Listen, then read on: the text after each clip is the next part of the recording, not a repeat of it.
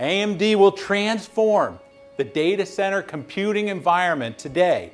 As we announced, we're the first company to offer both 64-bit ARM and x86 server processors. At AMD, we have the IP, the experience, and the engineering talent to disrupt, to create the differentiated solution and differentiated choice for our customers. We are uniquely positioned to lead in this era of cloud servers.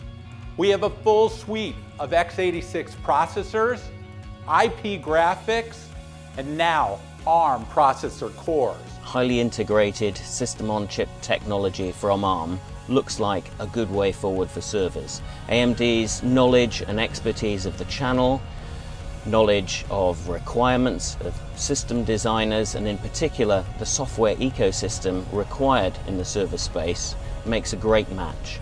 We look forward to the transformational effect that AMD's presence with ARM in the server domain is going to have in that environment over the coming years. We believe we will be at the leading edge of ARM-based servers in 64-bit. We have something that is very differentiated. In addition to all of our microprocessor and technology, IP, and expertise, we have the best compute fabric in the industry with the C-Micro compute fabric.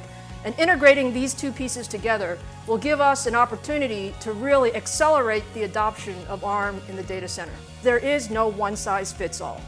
So we will offer ARM-based CPUs with our fabric. We will offer x86-based CPUs with our fabric.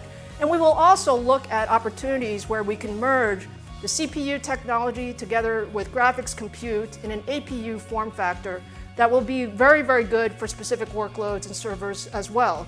I've always used what's happening in the cell phone world as a predictor of what's coming in the server world. Technologies that show up first in the cell phone world end up in the server world. I think what we have the opportunity to do here is bring all of the SoC kind of technology that has evolved so rapidly in mobile to a server. And that's going to allow us to take a completely different approach to architecting the chip, to architecting the system, and delivering radically more power efficiency into the end market. Anything we can do to give better power, better performance per power, better performance per watt in the data center is really important. This is especially true if you look at the expected growth rate that we're going to see. Just the amount of power we're going to need to power these data centers is going to be enormous. So anything we can do to give us a better power footprint is good. We need to stop thinking about enterprise and HPC environments and sort of porting them back into the cloud. We need to be thinking about our hardware designs across the industry and basically optimizing for these really, really large scale kind of mega data center presences. And if you look at a lot of the drivers of innovation today, it's coming from the bottom up. It's these movements of the Facebooks of the world, the Googles and things like that. They're really driving innovation in the cloud infrastructure landscape that are moving into the data center. For me, it's about flexibility, and this modularity is a key part of why I think, where we're going, what we're talking about today is exciting.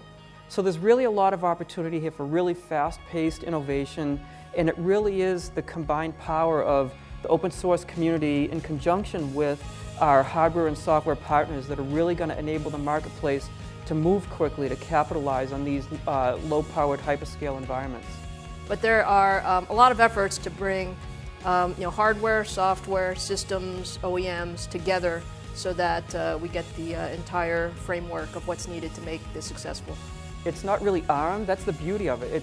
It's the industry together because no one participant can come out with this. So it's really the cooperation across the board here, ranging from the chip manufacturers through to the OEMs, through to the software, middleware providers, and ultimately into the application tier.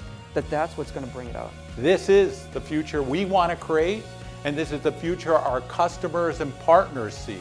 This is our time to lead and apply our engineering skill and intellectual property to make it happen.